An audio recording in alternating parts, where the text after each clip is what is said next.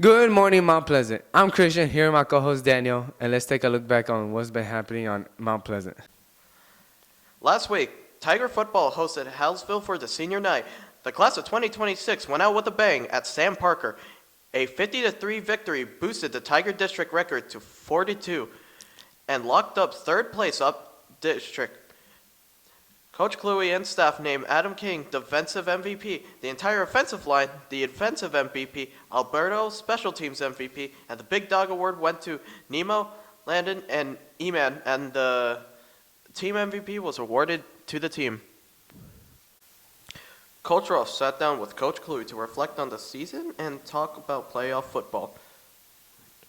What's up, guys? I'm Coach Rolfe here with Athletic Director and Head Football Coach at Mount Pleasant High School, Joe Cluley. The 2025 Tigers closed the regular season 4-2 in district play, securing the 3 seed in District 7 5A. We'll be traveling down to Montgomery High School Friday. The game time is set for 7. So, Coach, you're in year 4 here at MP, and I've had the privilege of being here with you. Getting to this point, what does it mean to you, and what have you learned along the way? Yeah, I think the biggest thing is, you when you come into a place that's new and you try to change a culture, and the biggest initial piece is getting the right guys around you. And I was very, very fortunate not only to have several pieces from my previous spot come with me, but also pick up some really, really good coaches the right way. And then the next part is getting the buy-in from the kids. And, I don't think it's a coincidence that our first freshman class that we had, where we started instilling the things and the important stuff that we wanted to have happen as seniors, is kind of the first time that we've really seen the big breakthrough. We've been close the last 2 years, and things just haven't gone our way. We've tied for third for 2 years in a row now, and couldn't quite get over that hump on the tiebreakers. And I think you saw the culmination of a lot of hard work through our staff and our kids and our community and getting this thing righted. Tell us a little bit about that senior class. Yeah, it's not a big group. In fact, it's probably the smallest senior class that I've ever been a part of. There is a ton of talent. But I think the closeness and the camaraderie that they share, I think that has kind of permeated the rest of our program. As a whole, it is one of the most fun groups I've ever been able to coach. And so I'm going to be sad when they go, but that's not happening yet. Talk us through the changes and the game changers on your coaching staff. Coming from Lubbock, brought several coaches with me.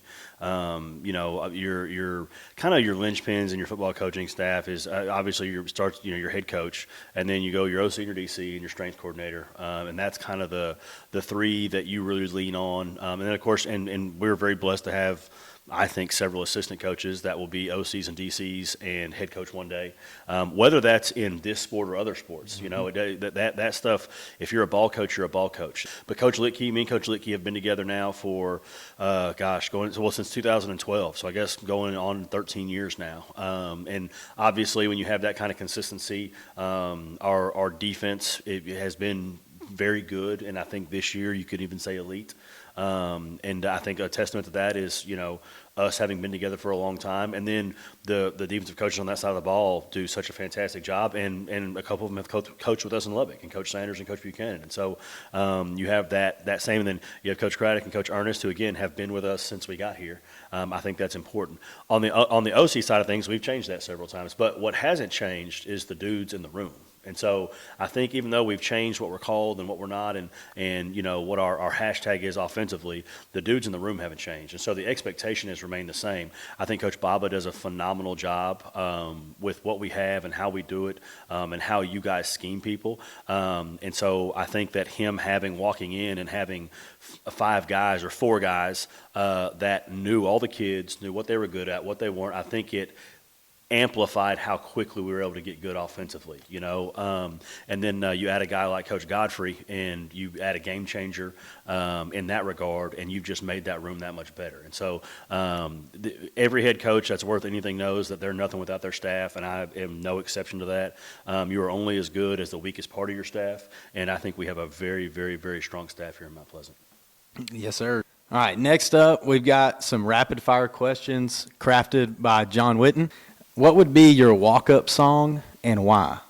That's a really good question. Man, I think that if I had a walk-up song, that I'm leaning immediately towards the Rocky Balboa theme music. I grew up, I was an 80s baby, and it was like before I watched any movie, I had to watch all 5 Rockies, which are like 8 now, with my dad. So I think it's the Rocky theme song. I could see it. Dun, dun, dun, dun, dun, dun, dun, dun. Yes. What's your personal pregame ritual? To stay away from everybody. So who or what hypes you up before a game? It's changed a little bit throughout my career. It used to be, I'm listening to my music and I've got whatever, rock and roll or rap or something like that on. And as my career has progressed, I'm thinking of highlight videos and big hits and stuff like that. And as my career has progressed, I've toned it down because I feel like if I'm under control, the kids are under control, like that we don't need to get too high and too low. And so really and truly, I have a couple of things in my wallet that were letters from my grandmother that I read before every game. And she gave it to me in my 3rd game I was ever a head coach. She got to come see me coach, and she handed it to me, and I read through that either on the way on the bus or whatever, and I just kind of reflect on those things. Awesome. When will we see you wear your hat backwards like Coach Litke in a game? Well, if Coach Litke had the unbelievable hair that I have, then he probably wouldn't wear his hat like that. So I'm going to say never. Okay. Which coach has the best fit check? Man, the best fit check, that's a good one. Probably Coach Godfrey. Coach Godfrey always seems to have nicely tailored things on that fit him well. It may be because he works out. I've never done that, so I may have tried it sometime. But he always seems to have like the cool hoodie underneath something else on top of something else, and it's all layered. And so I would say Coach Godfrey. There we go. How much has OG Joe Cluley, a.k.a. your father, inspired you during your walk as a coach? Man, it's everything. It's it's one of those deals that I could sit here and talk about that for hours. But literally everything that I do, I try to be what he was, what he is, and I may never reach it, and that's okay. It's kind of like one of those deals: you shoot for the moon, and if you miss, you land in the stars, type deal. But literally, it's that I grew up on the Mount Pleasant sidelines, and so it's one of those things I'm very fortunate. It's all I've ever wanted to do, but it's because of him. Absolutely. Well, we appreciate you, Coach. Go Tigers. Go Tigers. Lady Tiger basketball is playing in Crandall tournament this weekend. Good luck to Coach Jackson squad. And boys basketball plays in Paris on Tuesday. Good luck to Coach Chisholm and his squad.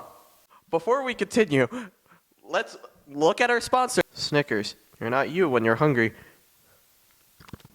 We hope to see you down in Montgomery tomorrow night supporting our Tigers in the bi-district round of the playoffs.